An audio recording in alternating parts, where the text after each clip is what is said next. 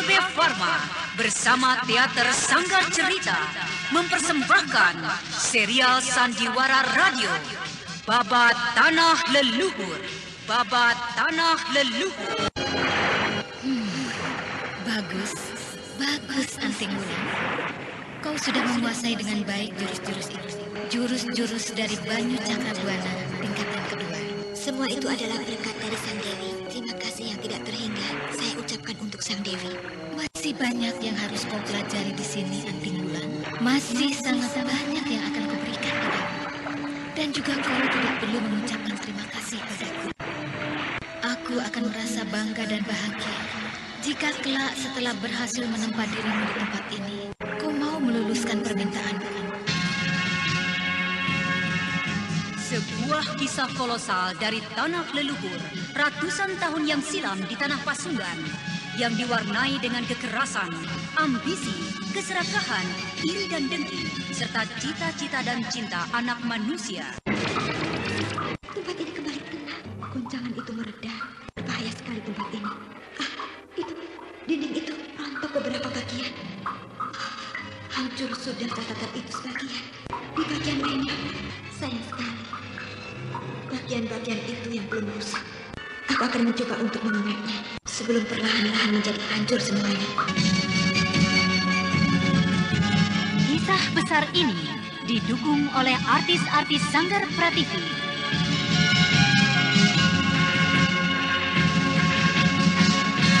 Babat Tanah Leluhur, kali ini dalam episode ke-12 dengan judul Awal Kebangkitan Mataram Hindu. Naskah disusun oleh Tisar Sponsor. Ide cerita Cece Suhyar. Teknik dan montase Yadi Enos. Musik oleh Hari Sabar dengan sutradara Thomas Aki.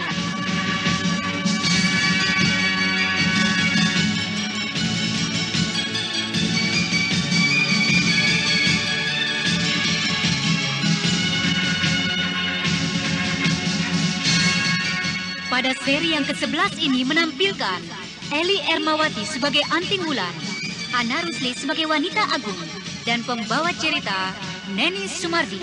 Selamat menikmati.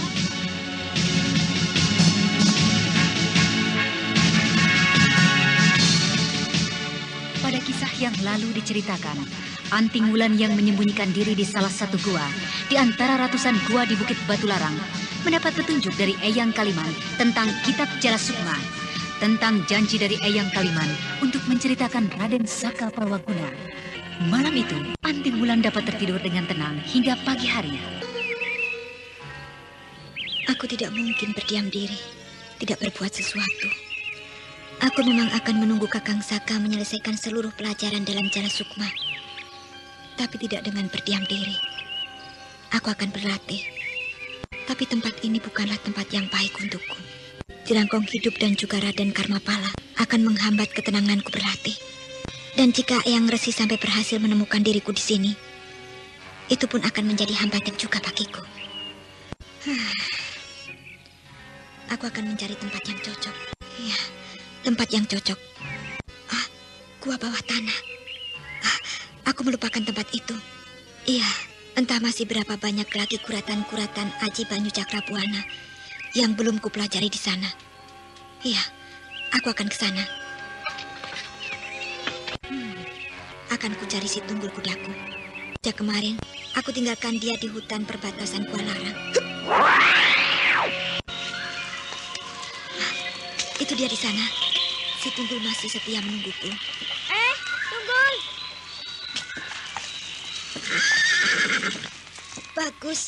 Bagus Tunggul. Ayolah, sekarang kita pergi ke Bukit Tengkorak. Ayo Tunggul, kerahkan kecepatan larimu. Kita harus segera tiba di sana. Hiya. Si Tunggul kuda ajaib yang mengerti akan kehendak tuannya berlari bagaikan hendak berlomba dengan angin. Lari dengan kecepatan yang sukar diikuti oleh pandangan mata. Deru angin seakan-akan hendak memekakan telinga Anting Wulan. Seharian penuh, Anting Wulan memacu si Tunggul. Akhirnya ketika hari menjelang malam. Bagus Tunggul. Kita telah sampai. Beristirahatlah kau di sini. Aku akan mencari gua bawah tanah itu. Baiklah Tunggul. Mungkin aku akan lama di bawah sana. Jaga dirimu. Aku pergi. Jika aku tidak salah, tempat itu sudah berada tak jauh lagi. Ya, sekitar tempat ini. Ah, itu dia. Semak-semak di samping pohon besar. Gua itu ada di bawahnya. Ini dia lubangnya. Aku akan turun ke bawah sana.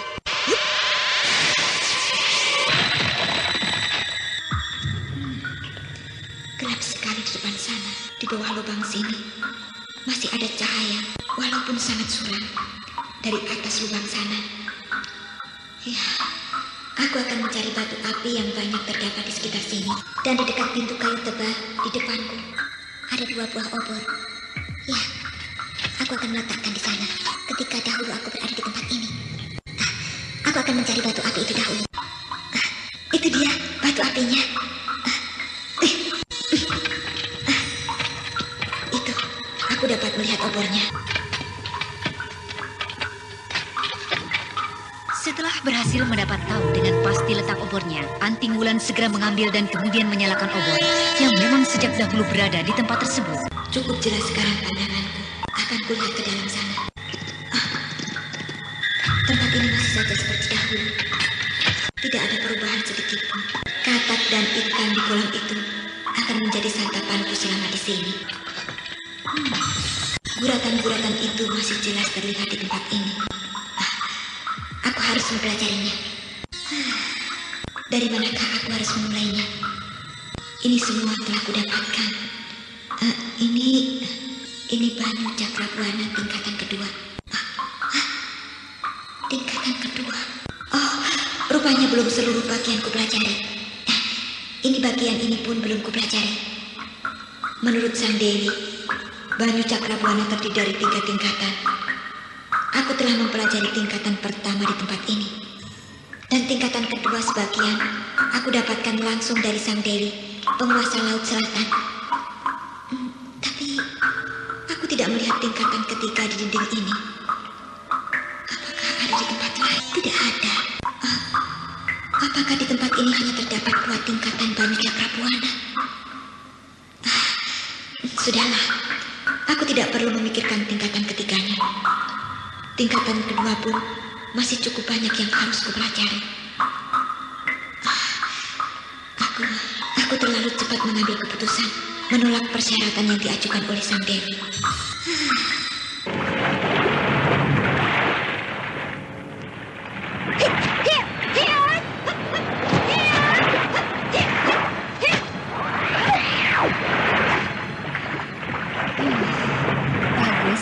Bagus, Anting Wulan. Kau sudah menguasai dengan baik jurus-jurus itu. Jurus-jurus dari Banyu Cakrabuana tingkatan kedua. Semua itu adalah berkat dari Sang Dewi. Terima kasih yang tidak terhingga saya ucapkan untuk Sang Dewi. Masih banyak yang harus kau pelajari di sini, Anting Wulan.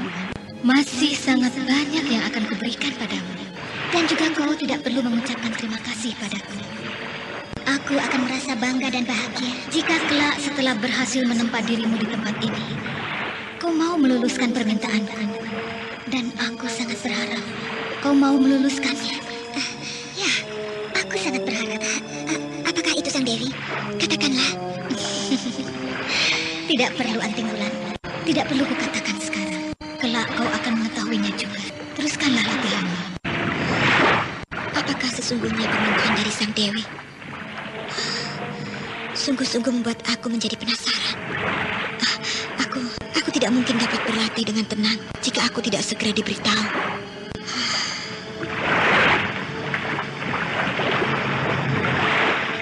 Bagaimanakah jika permintaannya itu, syaratnya itu tidak dapat kupenuhi, tidak pantas untuk kupenuhi? Celaka, agaknya aku justru masuk ke dalam perangkapnya. Sungguh jahat dugaanku. Tapi jika itu benar, bagaimana aku dapat meninggalkan tempat ini? Lautan di hadapanku yang menggelora hanyalah beberapa belas tombak, dan selebihnya laut di sekitar pulau ini seakan-akan dilibat dan dipenuhi oleh kabut aneh. Kabut tebal yang tidak akan mungkin dapat kutembus. Ya, pastilah itu adalah perangkap untukku. Itu adalah benteng yang dibuatnya agar aku tidak dapat meninggalkan tempat ini. Dewata aku, penguasa segala sumber air suci. Jika Sang Dewi hendak menyusahkan diriku, tolonglah, berilah aku jalan untuk lepas dari tangannya.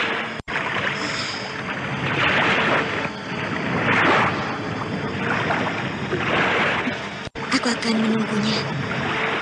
Tidak sampai sore hari, tentu ia akan kembali kemari. Aku akan mendesaknya untuk menjelaskan permintaannya. Aku harus tahu apa maunya. Jadi kau memaksaku, Wulan? Tidak, Sang Dewi. Cuma rasa penasaran yang mengganjal dalam dada saya ini.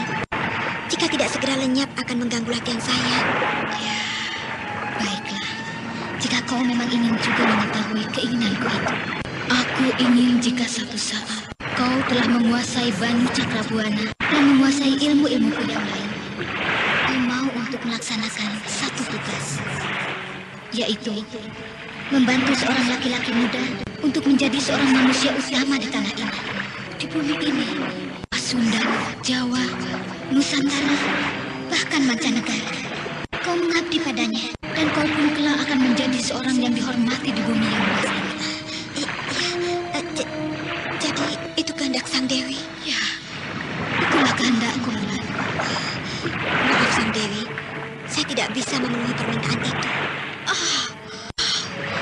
Kau tidak mau memenuhi kehendakku? Dengan sangat menyesal, Tuan Putri. Saya tidak bisa berjanji. Siapapun Anda dia sekarang masih mendengarkan Sandiwara Radio di channel tidak bisa Memori berjanji untuk 80. Saya tidak berani menunggu resiko untuk mengabdi pada seseorang yang tidak saya ketahui sikapnya. Dia adalah seorang satria utama. Dia adalah manusia utama. Apakah kau tidak dapat mempercayai kata-kataku? Pikirkanlah, Amping Wulan. Keberuntungan kelak menyertai dirimu bila bersama-sama berjuang di atas bumi ini. Aku tidak bisa berjanji seperti itu. Aku tidak mau berbuat satu kesalahan dengan janji yang belum jelas kebenaran sikap orang itu. Tidak. Di mana Sang Dewi? Rupanya dia telah meninggalkan tempat ini. Aku harus tinggalkan tempat ini. Harus. Aku tidak mau terperangkap oleh sikap baik Sang Dewi. Aku akan arungi kabut tebal serta gelombang yang mengerikan itu. Apapun yang akan terjadi, akan ku cari sebatang pohon untuk dapat ku arungi. Aku tidak dapat menguasai diri. Di tengah gelombang dahsyat, aku tidak sadarkan diri hingga terdampar di pantai. Dan Eyang Kaliman kakekku menolong dan menyatakan bahwa aku telah beberapa hari tak sadarkan diri, diganggu oleh kekuatan dari Sang Dewi. Dan Sang Dewi melepaskan gangguannya karena rasa kasihannya padaku. Belum lagi aku menguasai Banyu Cakrabuana dan juga lain-lain ilmu dari Sang Dewi. Aku telah meninggalkannya. Padahal menurut kakek, satu saat aku pasti akan mengabdi, terlibat dengan laki-laki itu. Laki-laki yang kelak akan menjadi manusia utama di tanah Pasundan. Malam menjadi semakin larut. Tubuhku sudah lelah sekali. Apakah yang telah terjadi? Gua ini bergerak. Seakan-akan hendak roboh. Celaka. Tempat ini kembali tenang. Goncangan itu mereda. Berbahaya sekali tempat ini. Itu, dinding itu, rontok beberapa bagian. Hancur sudah catatan itu sebagian. Di bagian lainnya pun. Sayang sekali. Bagian-bagian itu yang belum rusak. Aku akan mencoba untuk mengangkatnya sebelum perlahan-lahan menjadi hancur semuanya. Keserakahanku akan catatan-catatan ini justru dapat menguburku. Aku harus segera tinggalkan tempat ini. Anting Wulan yang baru saja menyadari keadaan bahaya segera berusaha untuk meninggalkan gua bawah tanah. Akan tetapi, di depan pintu tebal jatuh bongkahan dinding yang tebal.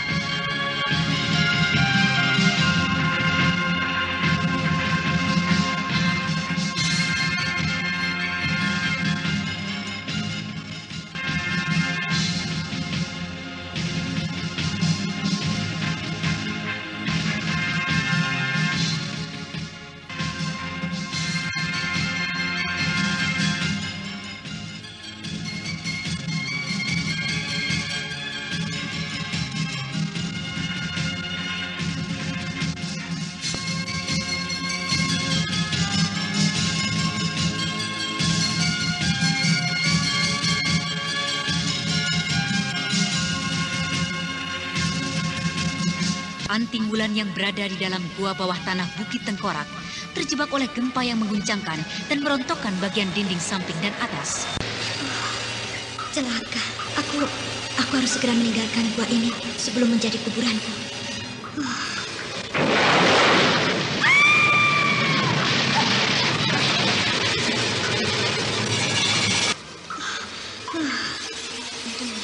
Untunglah aku berhasil menghindari bongkahan dinding itu. Aku harus segera meninggalkan gua bawah tanah ini. Celaka. Pintu ini tidak dapat kubuka. Aku akan menghancurkan pintu ini dengan aji Banu Cakrabuanaku.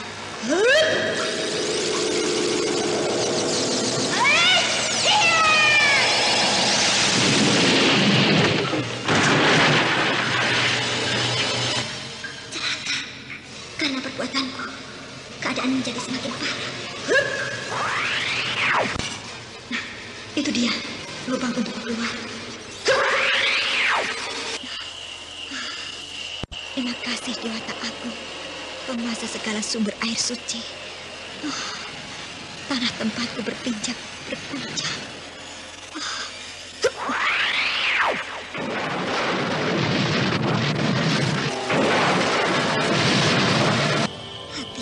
Habis sudah. Habis semuanya. Gua bawah tanah telah lenyap terkubur tanah dari tebing di sampingnya. Untung saja aku sempat melompat. Gundukan tanah yang membukit itu hancur roboh dan menutupi gua bawah tanah yang semakin tenggelam. Hilang sudah semuanya. Dewata Agung, mudah-mudahan aku masih dapat mengingat semua catatan-catatan tadi. Apakah yang sebenarnya telah terjadi? Apakah Sang Dewi tidak berkenan aku mempelajari semua ilmu di dalamnya? Tapi aku sudah mengingatnya, menghafal semua gerak-gerak gambar itu di dalam kepalaku. Suatu saat, jika Sang Dewi berkenan menemuiku, akan kutanyakan semuanya. Aku akan mencari si Tunggul dan meninggalkan tempat ini. Sebelum melangkah meninggalkan tempat itu, Anting Wulan memperhatikan kembali bekas-bekas kejadian yang sempat mengguncangkan dadanya. Tapi setelah beberapa lama memandang, ia menjadi terpukau kembali. Yang Agung, apakah yang sebenarnya baru terjadi? Sepertinya tidak ada perubahan apa-apa di tempat itu. Dan bukit yang hancur karena gempa dan menutupi gua bawah tanah. Kutinggalkan saja tempat ini. Bukan tidak mungkin. Itu adalah perbuatan dari Sang Dewi penguasa Laut Selatan. Aku akan tinggalkan tempat ini dan berlatih di Gua Karang, di pantai selatan, tempat dahulu aku tinggal. Mudah-mudahan aku bertemu dengan Sang Dewi dan mau memberi petunjuk padaku. Hiya, hiya, hiya.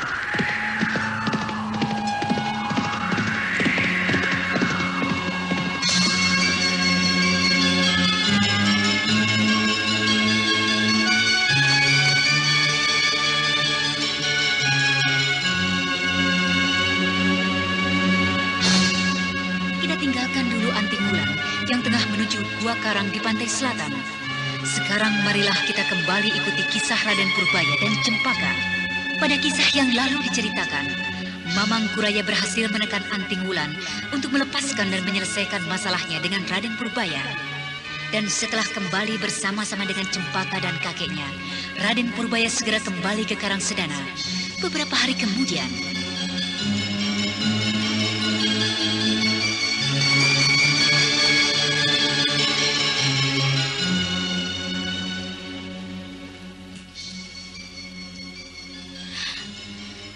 ada apakah Ayahanda memanggil Ananda?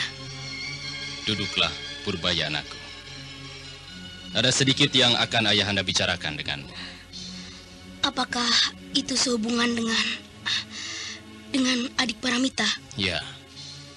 Salah satu hal di antaranya adalah masalah adikmu, Paramita.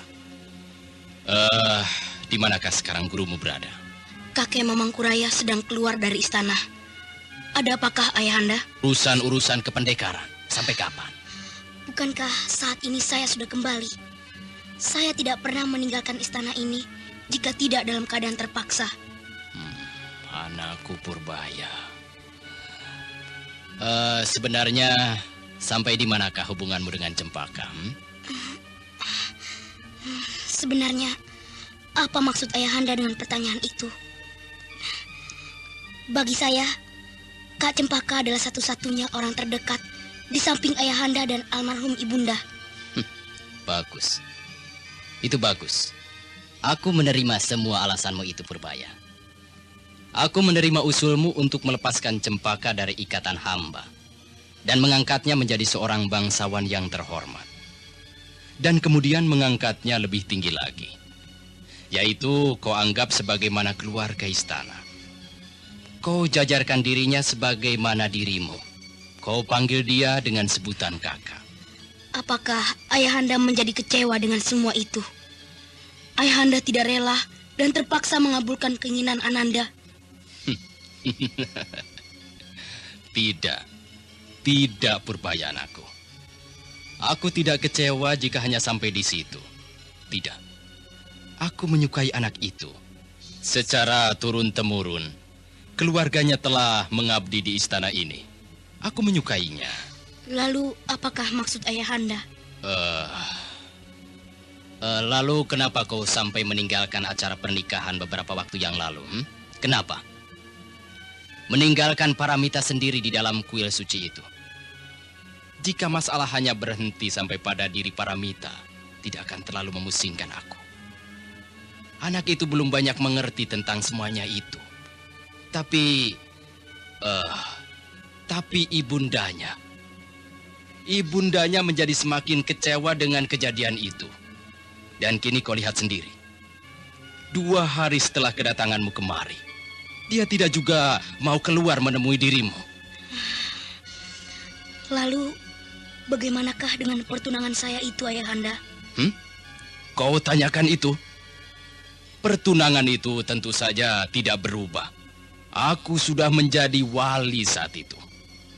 Sekarang yang menjadi ganjalan dalam diriku adalah sikapmu yang terlalu mementingkan Cempaka daripada Paramita calon istrimu itu.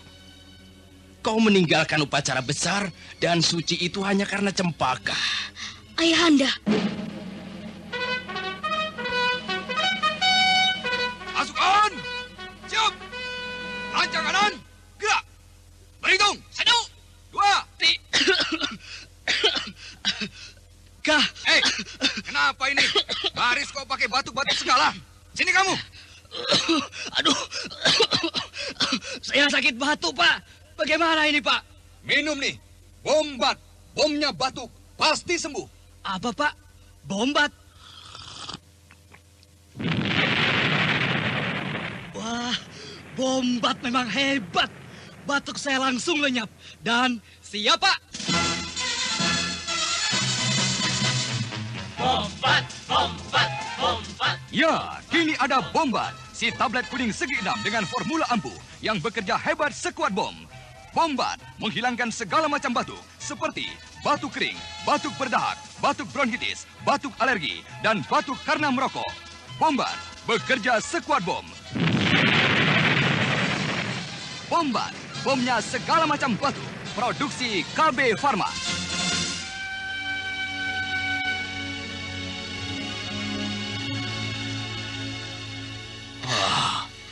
Jawablah anakku Purbaya. Sampai di manakah sebenarnya hubunganmu dengan Cempaka? Kau anggap siapakah dia?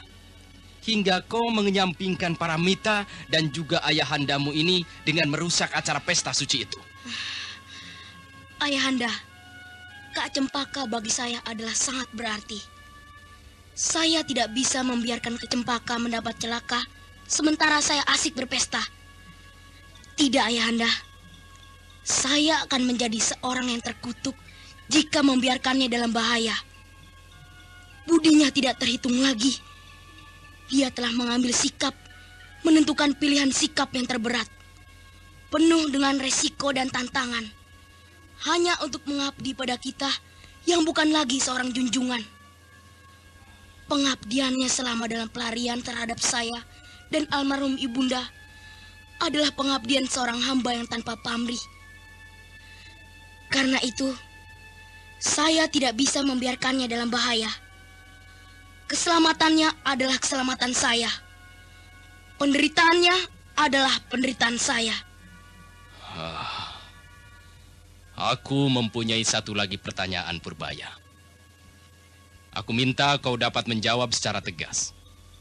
Kau bukan lagi anak-anak Purbaya. Umurmu 13 tahun. Masa-masa pengembaraan telah membuatmu matang berpikir dan mengambil sikap. Dan juga peran serta dirimu dalam penumpasan dan pengambilan alih istana Karangsedana ini adalah sangat besar. Nah, karena itu, aku ingin kau menjawabnya secara dewasa. Apakah kau mencintai Cempaka? Saya tidak mengerti, Ayahanda. Saya tidak tahu. Hanya satu hal. Saya menghormati Kak Cempaka. Saya menyukai dan akhir-akhir ini saya kerap bermimpi tentang Kak Cempaka. Bermimpi berjalan-jalan bersama dengan Kak Cempaka. Menunggang kuda bersama-sama. Menunggang Raja Wali. Mengembara di suatu tempat yang aneh, indah, dan tidak saya pernah mengerti suasana tempat itu. Ya. Aku mengerti Purbaya. Aku mengerti. Kau mencintai Cempaka. Anda sekarang masih mendengarkan Sandiwara Radio di channel Memori 80. Satu hal yang harus kau ingat Purbaya. Kau telah kutunangkan dengan Paramita. Dan itu berarti Paramita telah menjadi calon istrimu. Kuasailah dirimu. Cukup sudah batas hubunganmu dengan Cempaka. Cempaka cukup kau anggap sebagai kakakmu. Iya, Ayahanda. Nah, kembalilah. Dan pikirkanlah semua kata-kataku. Semua pembicaraan kita tadi. Baik, Ayahanda. Saya permisi.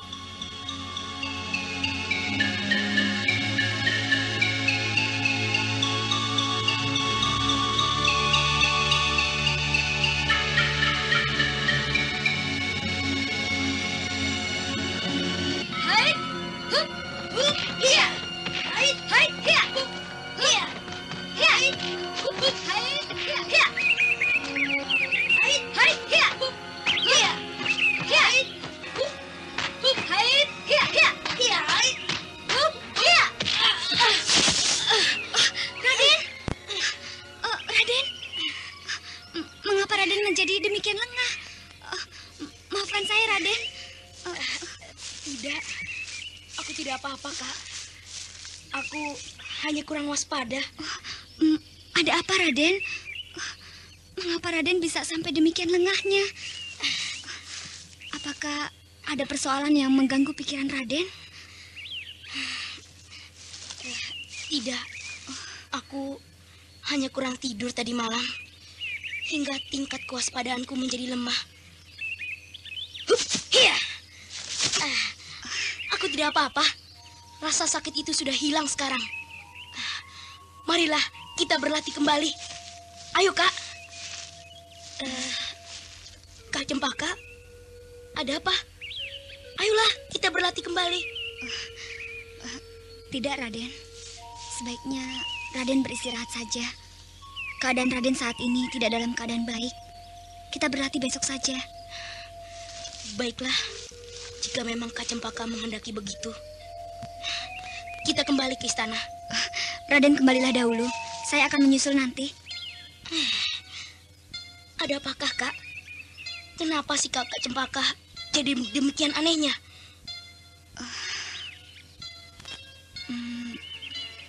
Tadi malam saya bermimpi, Raden. Bermimpi? Iya, Raden. Bermimpi tentang burung Garuda yang kerap datang dalam mimpi kita. Akan tetapi kali ini mimpi itu sangat menakutkan. Apakah mimpi Kak Cempaka itu? Saya menunggang Garuda itu, Raden. Menunggang bersama-sama dengan Raden. Mengarungi angkasa raya. Akan tetapi, tiba-tiba saja datang angin yang sangat kencang. Yang berusaha hendak melemparkan kita dari punggung Garuda itu. Saya berusaha memegang Raden erat-erat. Memeluk tubuh Raden agar tidak lepas dan dilemparkan ke angkasa raya. Tetapi tiba-tiba saja angin bergulung-gulung dan berusaha untuk melemparkan kita, berubah menjadi sebuah tangan raksasa yang kemudian mencengkram tangan saya, tubuh saya yang berada di belakang, dan yang tengah memeluk erat tubuh Raden. Kemudian apakah yang terjadi? Ketika tangan raksasa itu mencengkram, seluruh tubuh saya terasa lemah. Dan tanpa kuasa lagi, saya melepaskan pelukan tangan saya pada tubuh Raden. Dan saat itu juga, tubuh saya dicampakkannya ke angkasa raya. Melayang-layang. Saya berteriak-teriak. Hingga akhirnya saya sadarkan diri. Saya terbangun dari tidur saya. Loh. Tangannya kenapa bang sampean bang? Karo-karo terus, gatel-gatel ya? Itulah Mbok, segala obat sudah kucoba, tapi tak sembuh-sembuh juga. Pusing aku, Bah. Palu, kadas kurap, oleskan kal panas, getah-getah jamur kulit, pasti lenyap dengan kal panas.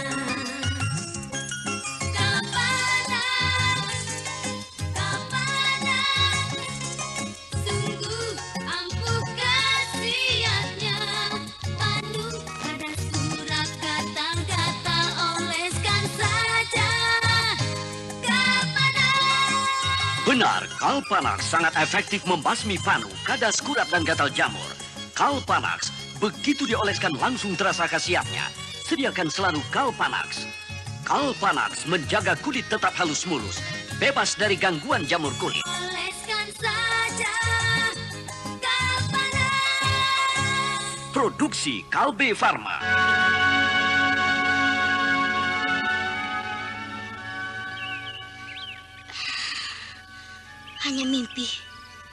Hanya mimpi Kak Cempaka. Itu adalah bunga tidur. Mimpi yang tiada maknanya. Sudahlah Kak, kita kembali ke istana. Jangan pikirkan lagi mimpi itu. Mimpi yang tiada makna. Ya, baiklah. Kita kembali, Raden.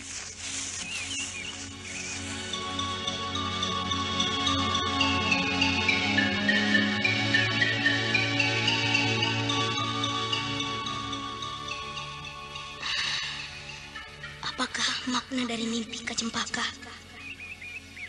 Apakah ada hubungannya dengan pertemuanku dengan Ayahanda pagi tadi?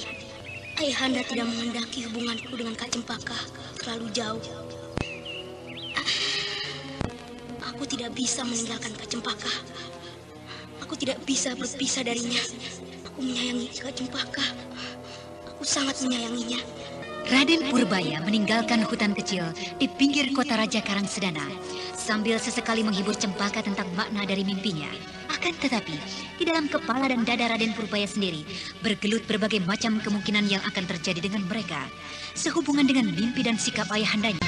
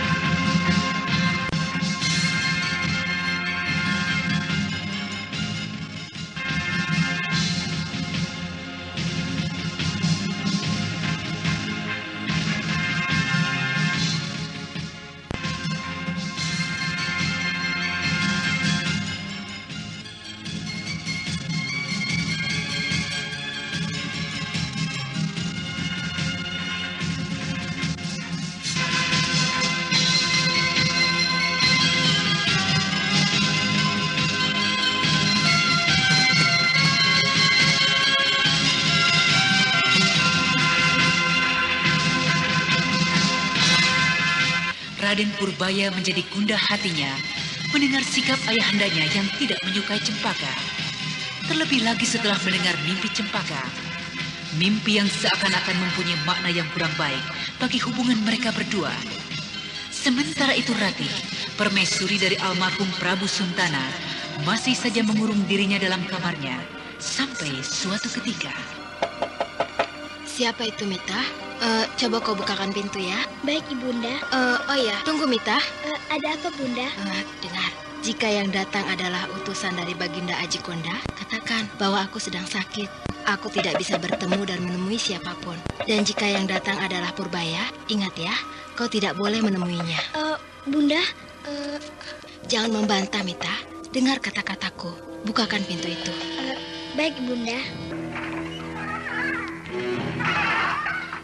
Oh, kau Bibi Dayang. Ada apakah? Apakah ibundamu ada? Ada. Ada apakah Bibi mencari ibundaku? Katakanlah, ada seseorang yang ingin bertemu. Penting sekali.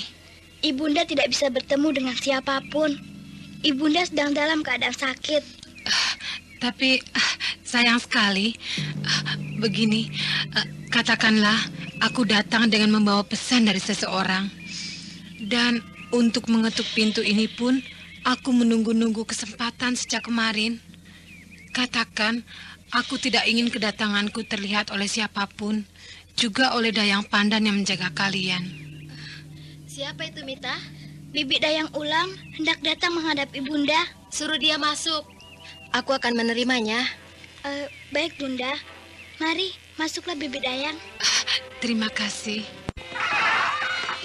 Ratih budak wangi yang berpura-pura sakit mendengarkan semua pembicaraan putrinya dengan Dayang Ulam. Hatinya menjadi tergetar dan penasaran. Karena itu, ia segera mempersilahkan Dayang itu untuk masuk dan menghadapnya. Ada apakah kau datang menghadapku, Dayang Ulam? Begini, tuanku. Hamba datang kemari secara sembunyi-sembunyi, membawa perintah dan pesan dari tuanku Raka Parumpang. Raka Parumpang? Pengkhianat itu. Mau apa dia denganku? Tuanku, Raka Parumpang ingin bertemu dengan tuanku. Ada sesuatu yang penting yang ingin dibicarakan. Karena itu, tuanku Raka berharap pertemuan itu dirahasiakan. Apa yang ingin dibicarakannya kepadaku? Ampun, tuanku. Itu hamba tidak mengerti. Tapi tuanku Raka ingin tuanku menentukan tempat yang terbaik untuk membicarakan persoalan penting tersebut. Katakan padanya, di sini tempatnya, dan suruh dia datang kemari. Aku menunggunya. Di sini, tuanku? Iya. Tapi bagaimana jika nanti Dayang Pandan mengetahuinya? Dia ditugaskan oleh Baginda untuk memperhatikan gerak-gerik tuanku. Itu terserah kepadanya. Jika Raka Parumpang ingin menemuiku, carilah kesempatan itu, sebagaimana kau dapat datang kemari. Tapi ini, tuanku, menurut tuanku Raka, ini adalah pertemuan yang sangat penting.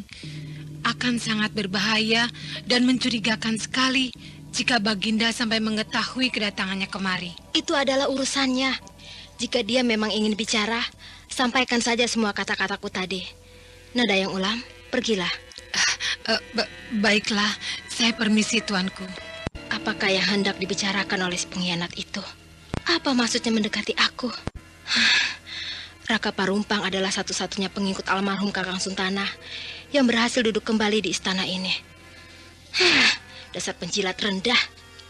Ibunda melamun. Tidak ada apa-apa, Mita. Mau apakah sebenarnya Paman Raka Parumpang itu? Mana aku tahu rencana si pengkhianat itu. Kita tunggu saja dan lihat apa maunya. Sudah ya, kau kembali ke tempatmu. Rajut kembali kain untuk selendang ibunda. Sampai kapankah saya harus berdiam diri di kamar ini? Jika ibunda melarang saya bermain dengan Kakang Mas Purbaya, bukankah saya dapat bermain sendiri di Taman Sari, di serambi kiri dan kanan istana ini?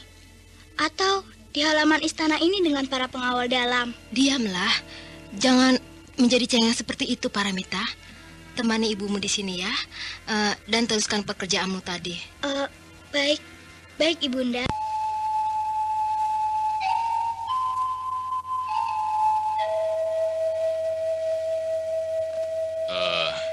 Ayo, masuklah anakku Purbaya, Cempaka.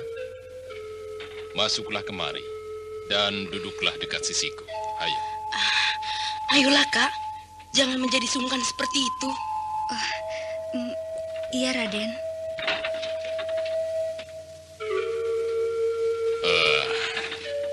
Bagaimanakah dengan latihan kalian? Apakah kalian masih rajin berlatih? Iya, Tuanku. Tapi pagi ini saya ingin beristirahat. Oh, ya. Bagus sekali. Berlatih memang perlu. Tapi kalian harus tetap ingat dengan kesehatan kalian. Jangan terlalu memaksakan diri, ya? Ada apakah ini? Mengapa tiba-tiba saja sikap Ayahanda jadi seperti ini? Sangat ramah pada Kak Cempaka. Bukankah Ayahanda justru tengah kecewa atas hubunganku dengan Kak Cempaka? Aneh. Apa sesungguhnya yang akan dibicarakan Ayahanda? Kenapa kau melamun, Purbaya? Dengarlah, Purbaya. Aku memanggil kalian berdua adalah ingin mengabarkan satu berita gembira. Berita gembira? Iya, berita gembira. Tapi sebelumnya akan kuperkenalkan dulu kau dengan laki-laki yang berada di sampingku ini. Dia adalah Raka Parumpang. Dia kini mengurus berbagai keperluan keuangan dalam istana ini. Dan juga di luar istana ini. Raka Parumpang adalah juga menjadi salah seorang penasehatku. Berilah salam pada Paman Parumpang, Purbaya. Ayo, Cempaka. Salam hormat kami untuk Paman Parumpang. Terima kasih. Salam hormatku juga untukmu dan juga untuk Tuan Putri Cempaka. Hah? Ada apa? Kalian terkejut. Ada apa?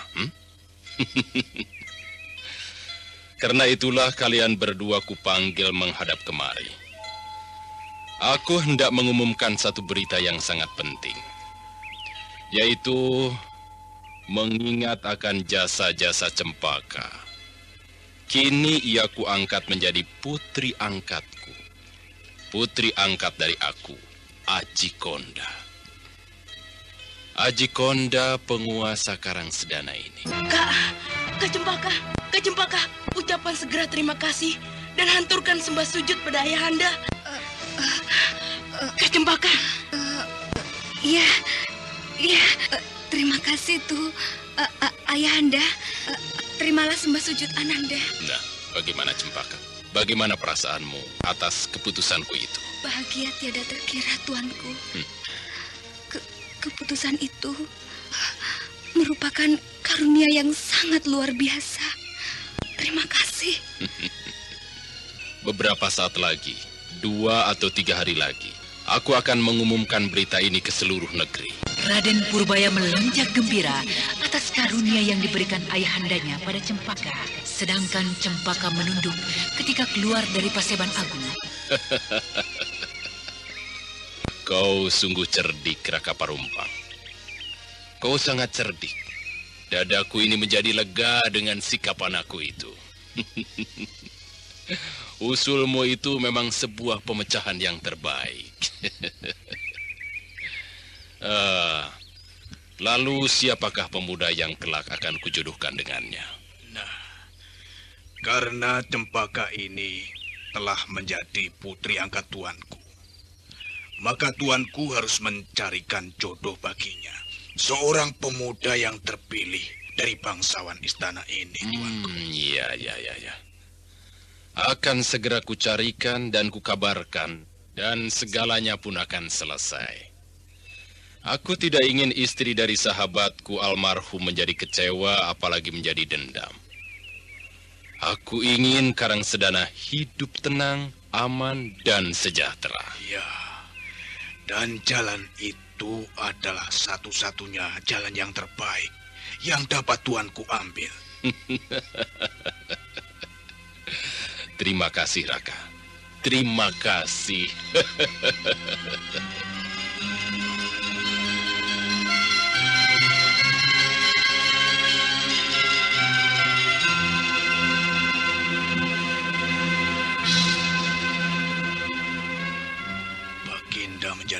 puas dengan usulku tadi.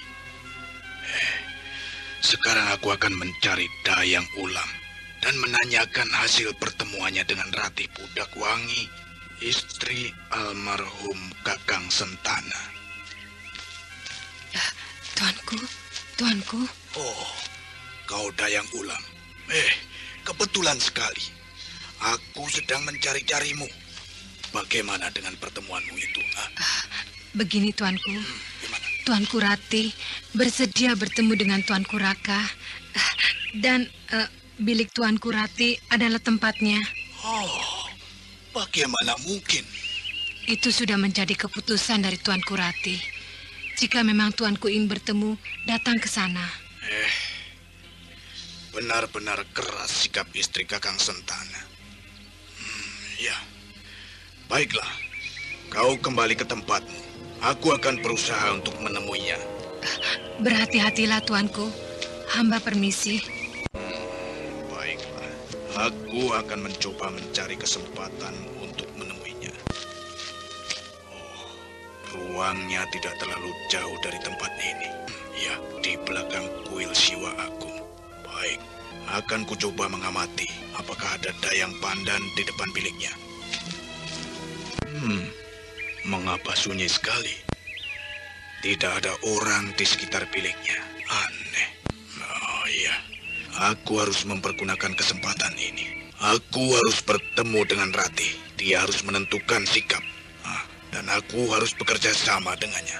Dan semuanya pasti akan berhasil. Tuanku Ratih, bukalah pintu ini. Ini aku, Raka Parumpang. Masuklah, duduklah, dan jelaskan maksud kedatanganmu. Paman Raka, apakah Paman... Mita, menyingkirlah. Teruskan pekerjaanmu. Besok kain itu harus sudah selesai. Jadi, si tidak Bunda perkenankan untuk beristirahat? Lakukan tugasmu. Ternyata kau sudah menjadi semakin besar, Tuan Putri Mita. Sudahlah, jangan layani anak itu. Dan satu hal yang harus kau ingat, bahwa kami bukanlah yang dipertuan. Kau tidak perlu bersikap seperti itu. Katakan saja apa maksud kedatanganmu. Ya, bagiku kau adalah tetap junjunganku. Jika saat ini kau jatuh, satu saat aku yakin Karang Sedana akan kembali ke tanganmu. Ke tangan darah dari almarhum Kakang Suntana. Kau belum mau menjelaskan, Raka Parumpang? Iya, baiklah. Mudah-mudahan setelah semuanya menjadi jelas, sikapmu akan berubah kepadaku. Nah, dengarlah. Aku datang dan memohon ampun dan mengabdi di Karang Sedana adalah dengan satu tujuan. Aku ingin mencarimu. Aku ingin kau tidak selamanya jadi seperti ini. Aku datang mengabdi di tempat ini 1 hari setelah upacara pertunangan putrimu Paramita. Dan selama lebih dari 1 purnama, aku telah menjadi jelas dengan semua persoalan yang terjadi di dalam istana ini. Terutama persoalanmu, Ratih. Aku menjadi jelas dengan sikapmu atas pertunangan putrimu. Tapi, aku menjadi kecewa sekarang. Setelah melihat sikapmu yang seakan-akan kembali memusuhi Ajikonda. Kau tidak boleh bersikap seperti itu. Apa kepentinganmu dengan semua sikapku? Ajikonda adalah seorang yang tegas dalam menjalankan roda pemerintahan. Akan tetapi, dia adalah seorang pendamba kedamaian sejati. Dan sikapnya inilah yang membuatnya memaksakan dan merengek padamu untuk bersedia mengawinkan putrimu. Dan itu adalah kelemahan dari Ajikonda. Satu-satunya kelemahan yang dapat kita manfaatkan. Kita? Ya. Apa maksudmu dengan kita? Ratih Pudakwangi. Aku dengan sepenuh jiwa raga akan berusaha untuk membantumu mengembalikan derajat, kehormatan, dan nama besar dari Kakang Sentana, almarhum suamimu. Dengan cara bagaimana kau akan melakukannya? Dengar. Aku Aku telah melihat kemungkinannya. Dan aku akan menutupi dan melempar halangan-halangan yang ada di perjalanan cita-cita kita itu. Dan aku sudah mulai melakukannya. Ratih Pudakuwangi tertegun sesaat. Sikap dan kata-kata yang keluar dari mulut laki-laki yang semula dibencinya ternyata mempunyai kekuatan yang luar biasa, yang mampu menghapus semua pandangannya semula.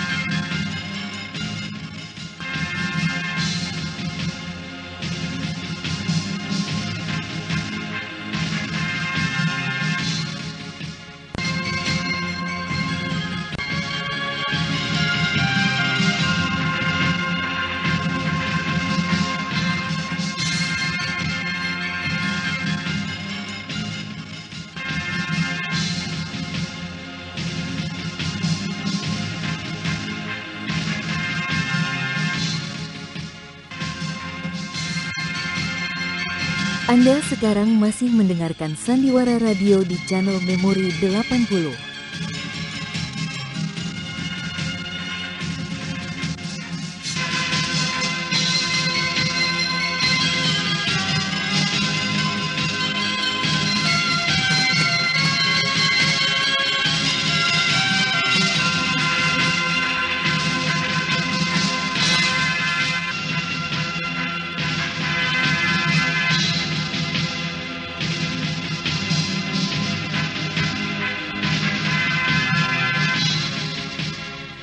Raka Parumpang tengah berusaha untuk meletakkan kepercayaan dalam diri Ratih Pudakuwangi, permaisuri dari almarhum Baginda Jaya Suntana yang telah berhasil digulingkan kembali oleh Aji Konda. Ratih Pudakuwangi, aku dengan sepenuh hati akan berusaha untuk mengembalikan derajat, kehormatan, dan nama besar dari almarhum Kakang Suntana, suamimu. Dengan cara bagaimana kau akan melakukannya? Aku telah melihat kemungkinannya.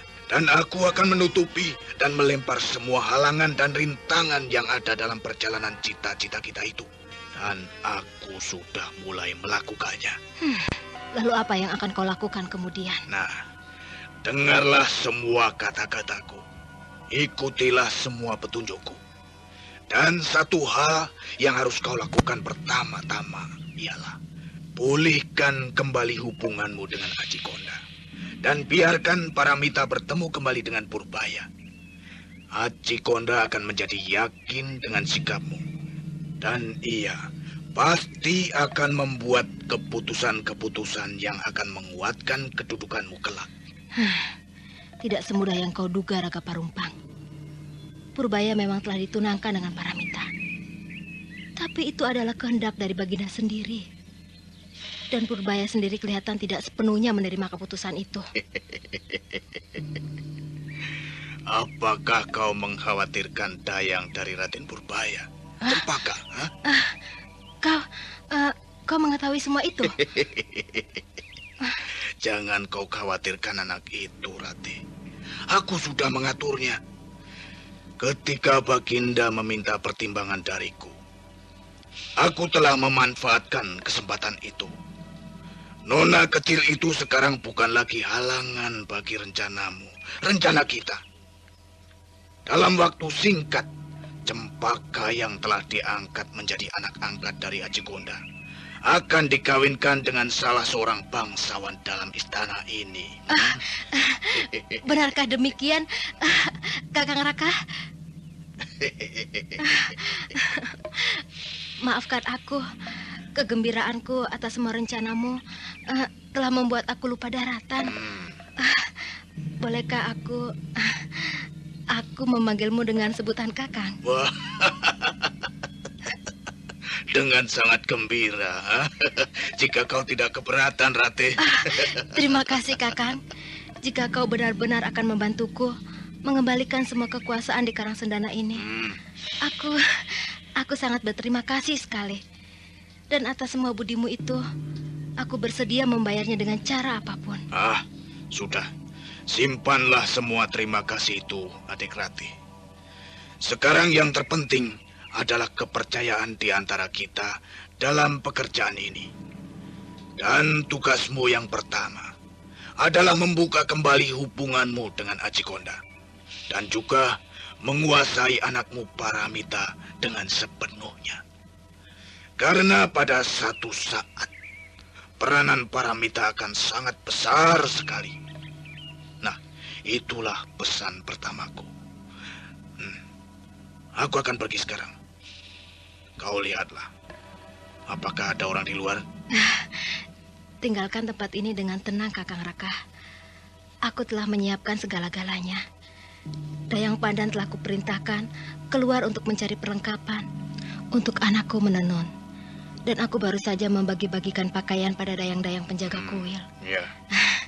Kini mereka sedang sibuk mengepas pakaiannya yang kuberikan. Wah, kau benar-benar seorang wanita yang cerdik. Baiklah. Aku segera pergi. Raka Parumpang meninggalkan bilik Ratih Pudakwangi, mengendap-endap dengan penuh kewaspadaan. Dadanya dipenuhi oleh kegembiraan yang tiada terkira. Jalan menuju ke puncak cita-cita telah terbuka. Dan Ratih Pudakwangi, yang dahulu hanya merupakan seorang bidadari dari angan-angannya, kini telah siap menunggunya bersama dengan kekuasaan idamannya. Ratih Pudakwangi. Tuanku Raka. Kau mengejutkan aku, Dayang. Maaf Tuanku Raka. Hamba sejak tadi telah berkeliling mencari Tuanku Raka. Ada apakah kau mencariku, Dayang? Iya, hamba begini, Baginda memanggil Tuanku untuk menghadap. Iya. Baru saja Baginda menerima utusan dari negara tetangga. Utusan negara tetangga? Oh iya. Baiklah, aku akan segera ke sana. Kemarilah Raka Parumpang. Aku bersama dengan Kiai Sedawarna telah menunggumu cukup lama. Dari mana saja kau? Hamba baru saja kembali dari kuil, Tuanku, untuk memuja Dewata Agung dan memohon keselamatan Karangsedana serta seluruh rakyatnya. Apakah Tuanku memanggil hamba? Ya. Aku baru saja menerima surat dari yang datang secara bersamaan. Dari kerajaan Kawali dan dari kerajaan Banjarmas. Inilah suratnya. Dan mari kita bicarakan bersama-sama. Ini. Coba kau bacalah Paman Sedawarna. Baik, Tuanku. Salam takjim saya haturkan kepada Duli Tuanku Prabu Aji Konda.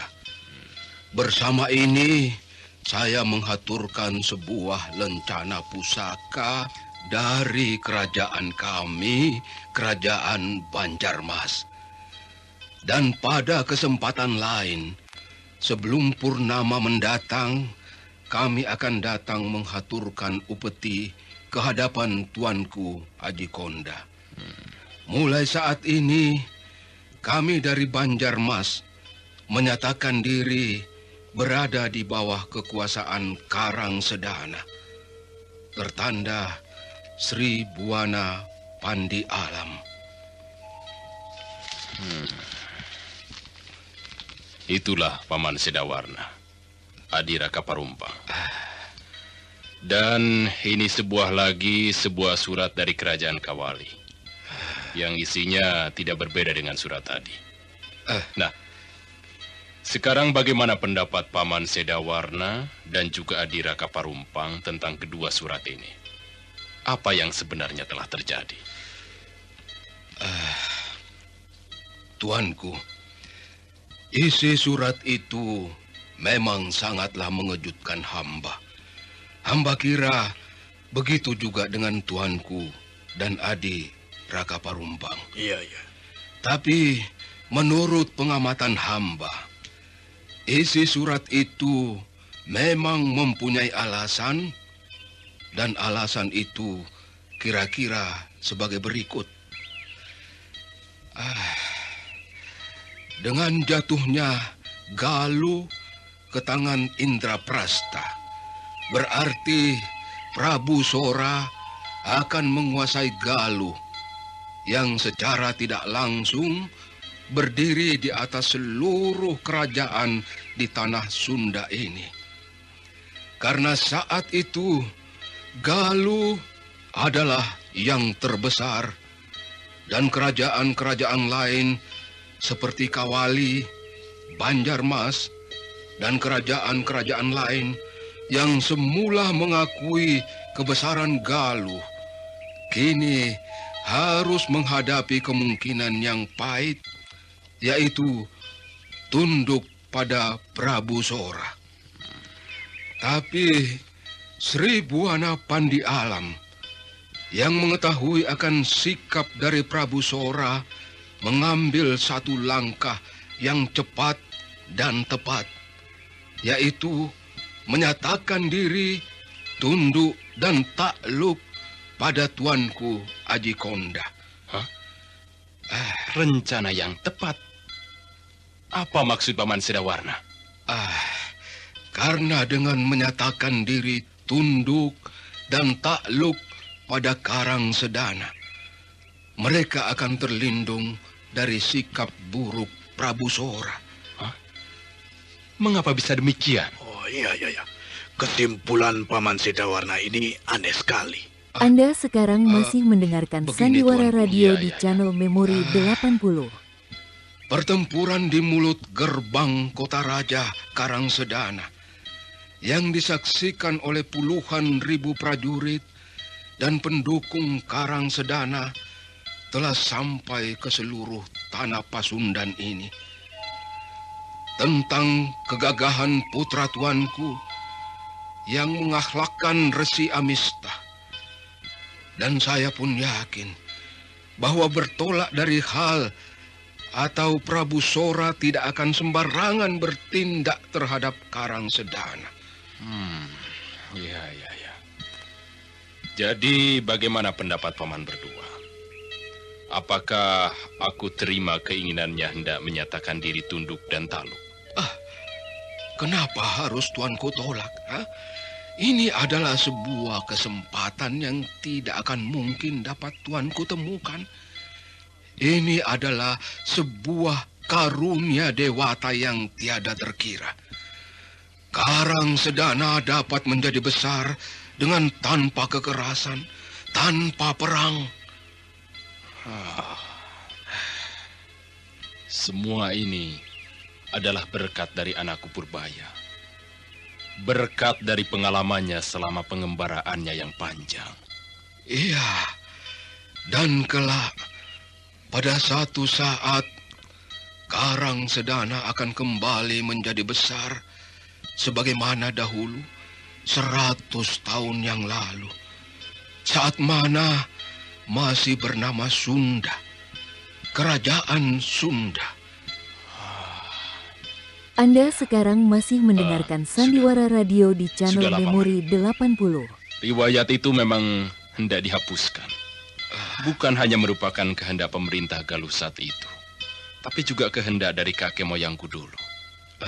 Yang ingin menghapuskan dendam yang berkepanjangan. Dendam yang tiada berkesudahan, Paman. Ampun, tuanku. Ampun atas semua kelancangan bicara hamba. Ya, sudah. Sudah, Paman Sedawarna. Aku mengerti kenapa Paman sampai mengucapkan kembali hal itu. Ya, itu semua karena kegembiraan yang tiada terkira melihat dan menemui kenyataan yang tidak pernah kita perkirakan. Sudahlah. Sekarang kalian kembalilah.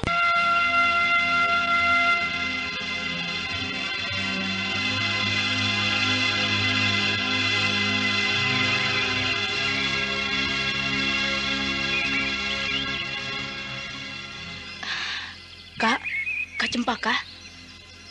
Kak Cempaka? Kau Raden? Ada apakah, Kak?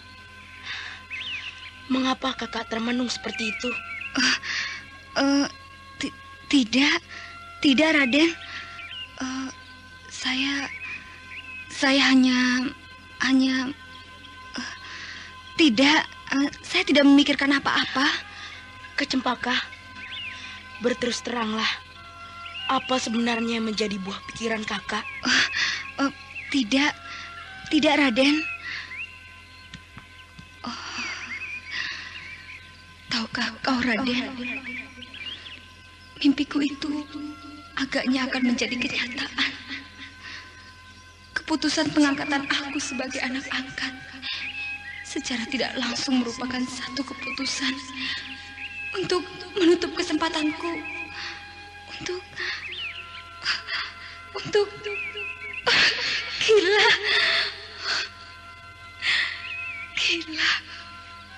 Apa yang sebenarnya tengah aku pikirkan? Tidak tahu malu.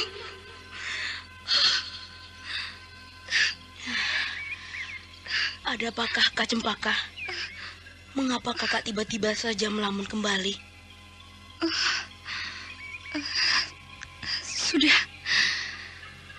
Sudahlah Raden.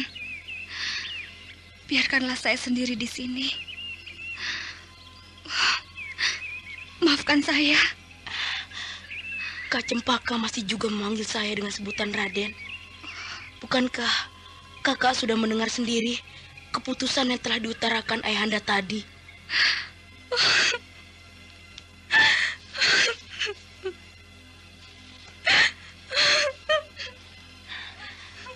Kak Cempaka! Kak Cempaka! Apakah yang sebenarnya telah terjadi dengan diri Kak Cempaka? Mengapa dia jadi bersikap aneh seperti itu? Raden. Kau Bibi Dayang? Iya Raden. Di manakah Nona Cempaka? Tadi saya melihatnya duduk seorang diri sendiri. Ada apakah? Ayahanda tuanku mencarinya dan hendak membicarakan sesuatu dengannya. Baiklah, akan kusampaikan kepadanya. Kau kembalilah. Baik Raden, hamba permisi. Tunggu dulu. Satu hal yang harus kau ketahui. Ya Raden.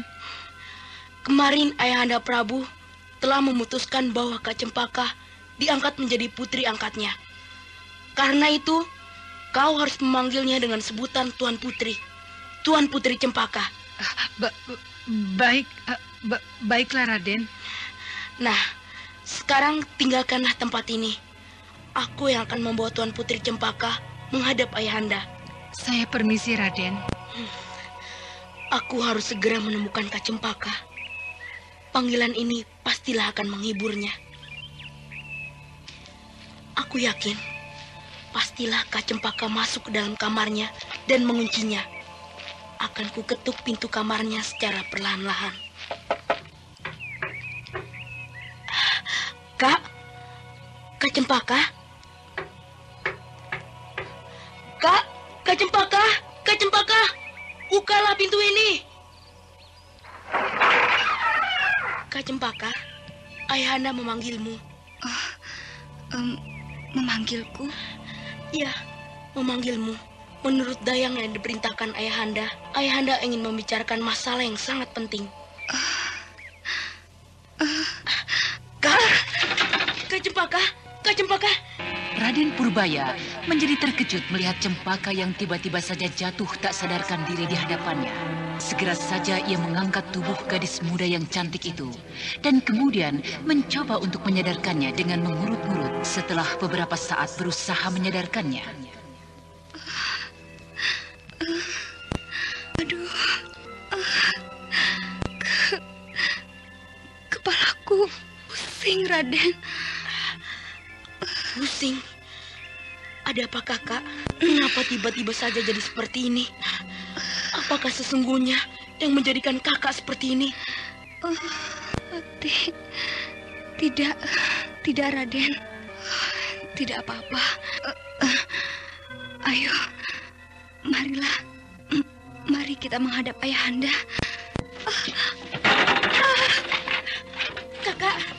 Kak Cempaka.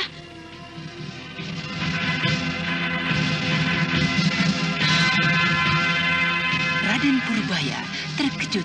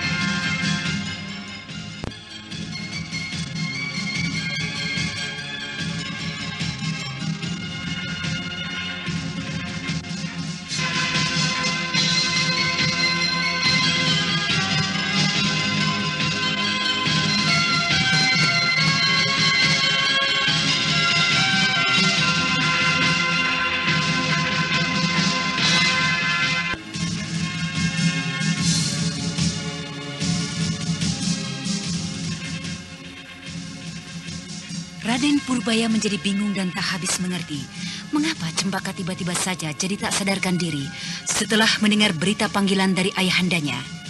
Mimpinya yang buruk serta pengangkatannya menjadi putri angkat dari Aji Konda dirasakan Cempaka sebagai satu vonis berat yang membatasi hubungannya dengan Raden Purbaya. Dan hal tersebut tak pernah dipikirkan oleh Raden Purbaya. Kak Cempaka, Kak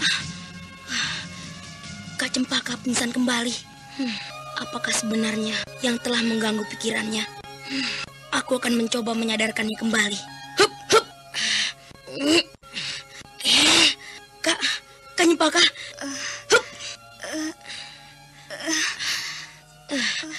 Ada apakah, Kak? Mengapa Kakak jadi seperti ini? Tidak, Raden. Saya tidak apa-apa. Maaf, mungkin saya telah mengejutkan dan membuat Raden cemas. Kak Cempaka, apakah berita yang saya bawa tadi mengejutkan Kakak?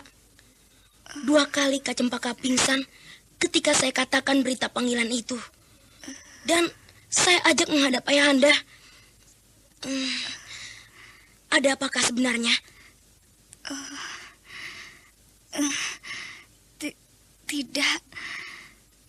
Tidak, Raden. Ayo, marilah kita temui ayahanda Raden. Tentu beliau sedang menunggu-nunggu kedatanganku. Sudahlah, Kak. Jika memang Kakak sedang tidak enak badan, sedang terganggu kesehatan Kakak, saya akan mengabarkannya pada ayahanda. Tidak, saya tidak apa-apa, Raden. Marilah kita ke sana.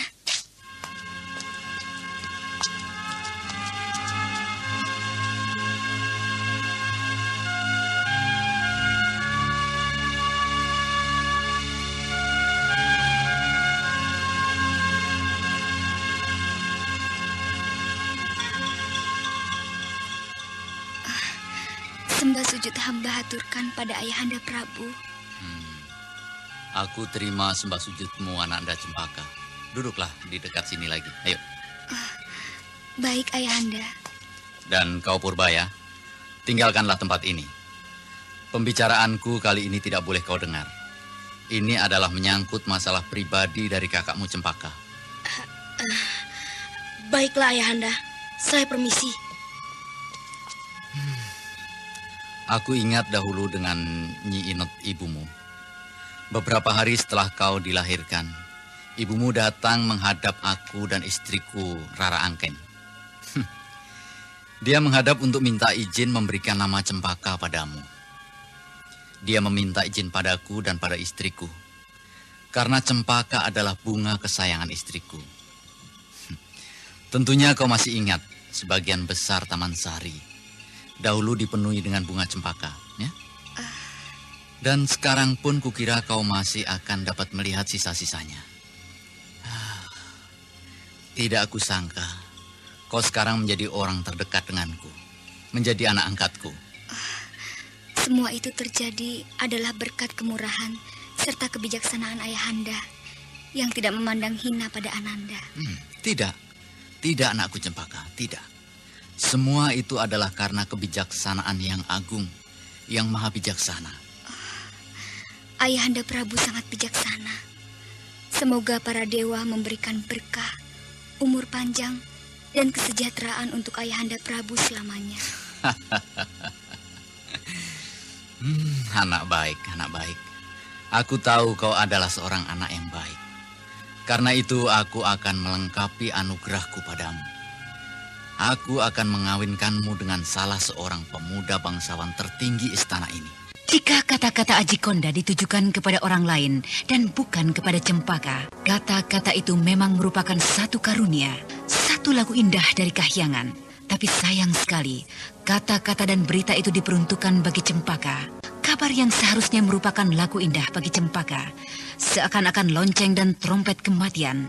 Lemas lunglai seluruh tubuh Cempaka, dan air matanya pun mulai bercucuran membasahi wajahnya. Aku mengerti, Cempaka. Aku mengerti bahwa kau kecewa dengan keputusanku ini. Tapi ketahuilah, demi keamanan dan kemakmuran, dan juga kesejahteraan tanah Pasundan ini, aku harapkan kau anakku, dan juga Purbaya mau berkorban. Percayalah, rasa cinta yang selama ini kalian pendam, kelak akan berubah menjadi sebentuk kasih sayang sesama saudara. Terimalah titahku ini, Cempaka.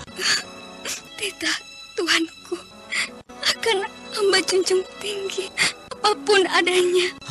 Bagus, bagus. Kau adalah anakku yang baik, Cempaka. Bagus. Sekarang kau boleh kembali ke kamarmu. Hapuslah air matamu itu. Dan janganlah kau tunjukkan kekecewaanmu atas keputusanku pada Purbaya adikmu. Perintah Ayahanda akan Ananda junjung. Ananda mohon pamit. Kak Cempaka, tunggu Kak. Ada apa, Raden? Ada apakah Ayahanda memanggilmu? Berita apakah yang diberikan Ayahanda? Sebuah berita gembira. Seperti yang sudah Raden duga. Kakak Cempaka masih juga memanggilku dengan sebutan Raden. Ya, maaf adik Purbaya. Ayahandamu telah memberikan satu berita gembira. Aku akan Sudahlah, sebaiknya Raden tanyakan saja pada Ayahanda. Aku malu mengatakannya. Kak Cempaka, tunggu! Kemudian, Raden Purbaya mengejar Cempaka yang menyelinap ke Taman Sari. Akan tetapi di sekitar gerumbul pepohonan, ia tak lagi dapat menemukan Cempaka. Ya, Raden Purbaya menjadi semakin penasaran. Dengan cepat ia menuju ke kamar Cempaka. Kak Cempaka, bukalah pintu. Aku ingin bicara denganmu, Kak. Raden mencari Tuan Putri Cempaka. Iya, bukankah dia ada di dalam kamarnya? Dia tidak ada di dalam kamarnya. Bukankah tadi Raden mengajak pergi menghadap Baginda? Jadi dia belum kembali ke kamarnya. Saya duduk di bawah pohon itu sejak tadi. Jika Tuan Putri Cempaka datang dan masuk kamar, tentu saya akan melihatnya. Ya, sudahlah. Raden Purbaya mencari ke seluruh bagian istana, hingga akhirnya setelah menjadi yakin Cempaka tidak berada di dalam istana, ia keluar istana dan kemudian berputar-putar mencari ke setiap pelosok kota raja.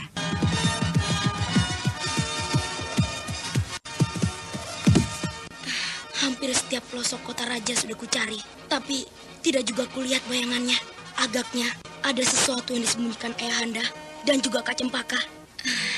Hari telah mulai gelap. Aku akan mencari udara segar di pinggiran sungai, di luar benteng kota raja. Iya!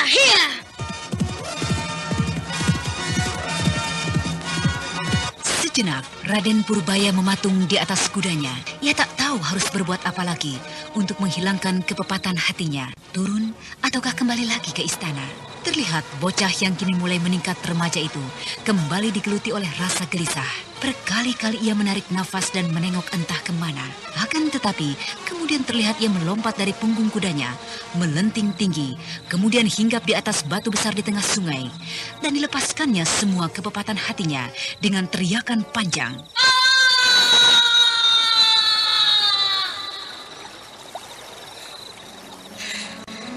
dan kemudian ia kembali ke tepi sungai. Akan tetapi, tidak dengan cara semula melenting hingga ke tepi, tapi ia berjalan dengan tanpa menghiraukan air yang dingin menusuk tulang dan membasahi pakaian bawahnya hingga ke pinggang.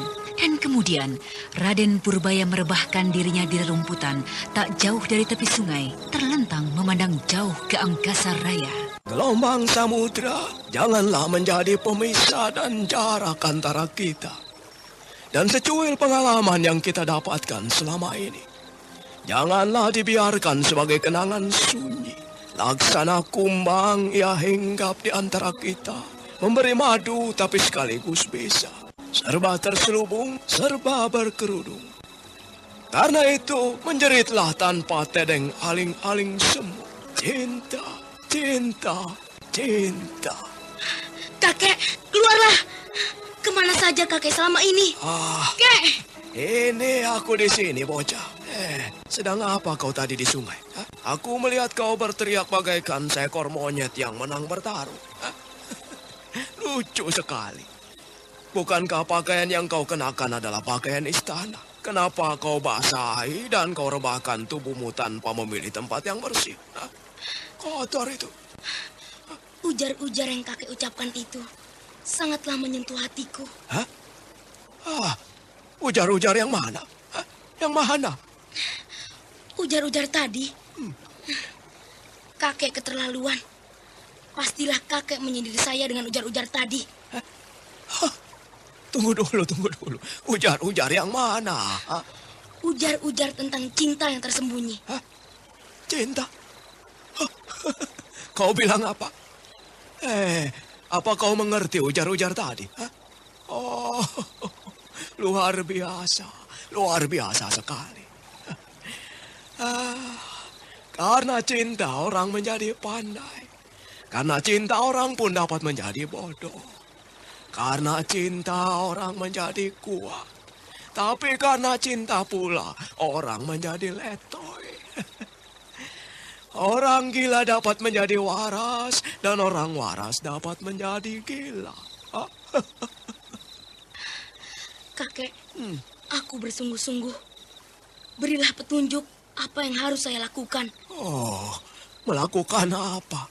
Memangnya ada apa? Kakek, saya mencintai Kak Cempaka. Saya mencintainya dengan sepenuh hati. Apa yang kini saya harus lakukan? Berilah saya petunjuk, Kek. Jadi memberi petunjuk padamu tentang cinta. Lucu sekali. Seumur hidup aku tidak pernah kawin. Dan aku tidak pernah tahu tentang cinta.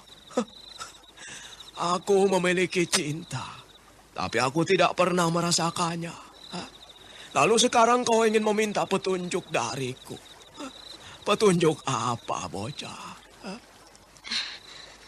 Apa yang harus saya lakukan? Apakah saya harus mengutarakan isi hati saya? Oh, ya utarakan saja. Katakan bahwa kau cinta. Masakan itu saja kau minta petunjuk dariku? Iya, benar. Orang pandai dapat menjadi bodoh karena cinta.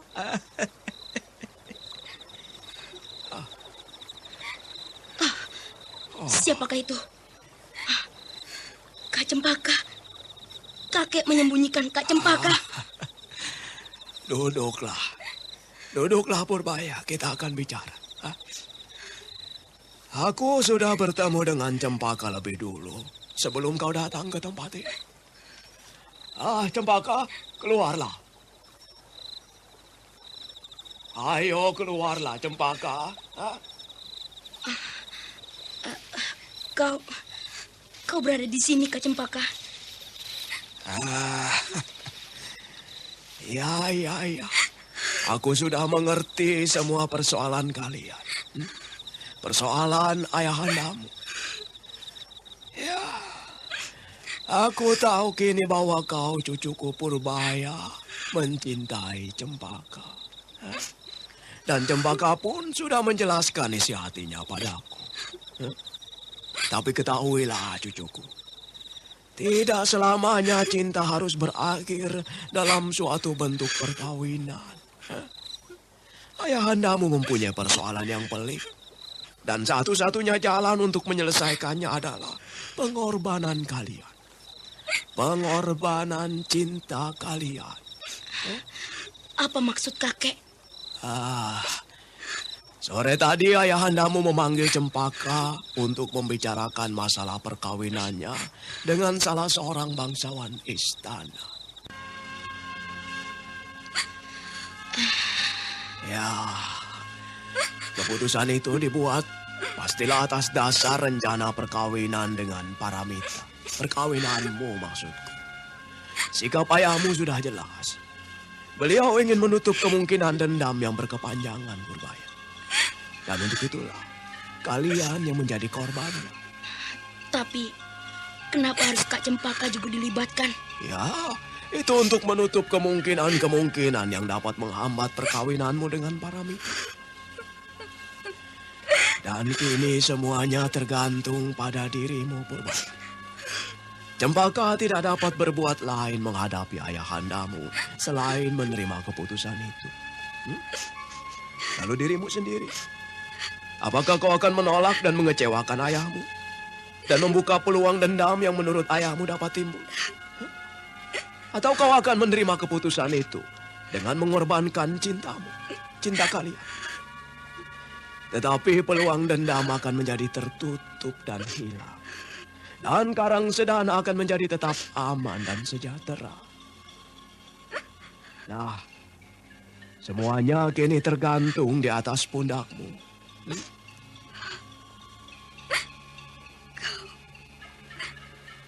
Kau harus menerimanya, Raden. Kau harus menerima keputusan ayahandamu. Karena walaupun berat, aku telah memutuskan untuk menerimanya.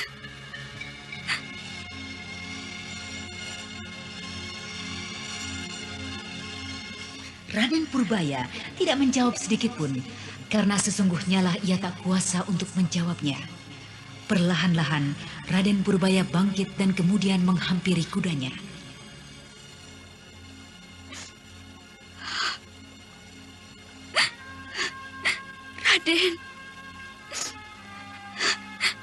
Raden harus menerimanya. Demi Karangsedana. Demi keamanan serta kesejahteraan rakyat Karangsedana.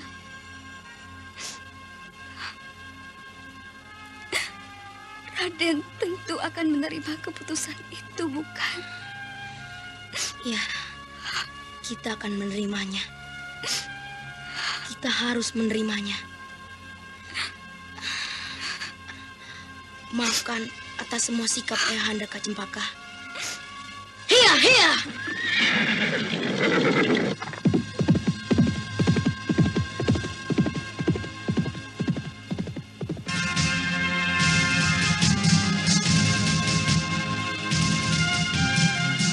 Nah, para pendengar sekalian, bagaimanakah kisah selanjutnya?